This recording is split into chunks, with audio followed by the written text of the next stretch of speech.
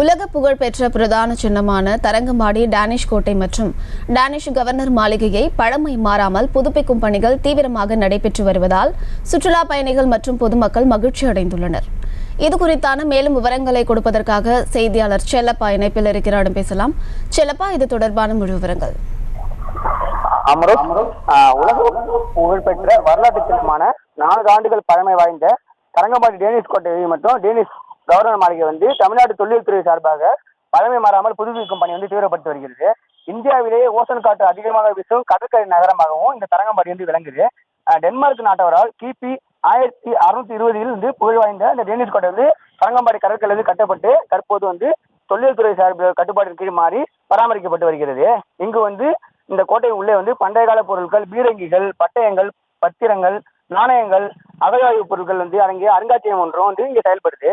Danish கோட்டையில் பண்டைய வைப்பறைகள், சமையலறை, வீரர்கள் தங்கும் அறை, சிறைச்சாலை, வெடிபொருள் வைக்கும் அறை ஆகிய இங்க 2 தளங்கள் இருக்கிறது.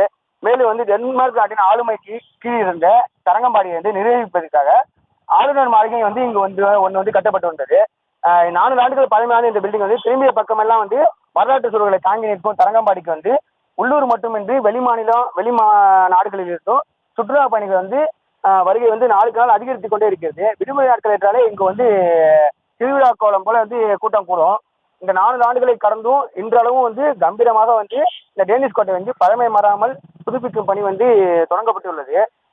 தமிழ்நாடு அரசின் தொழில்துறை சார்பாக இந்த டேனிஷ் கோட்டை டேனிஷ் கவர்னர் மாளிகை ரூபாய் 7,96,00,000 மதிப்பீட்டில் பழமை மாறாமல் புனரமைக்கும் பணி புதுப்பிக்கும் பணி தீவிரமாக தற்போது நடைபெற்று வருகிறது. அதுதான் இப்ப நம்ம பார்த்துட்டு இருக்கோம்.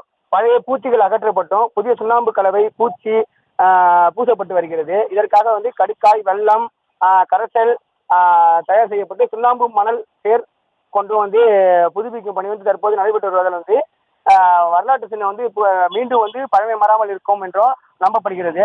இதற்காக சுற்றுலா பயணிகள் மற்றும் பொதுமக்கள் மகிழ்ச்சி அடைந்துள்ளனர். அமருத்,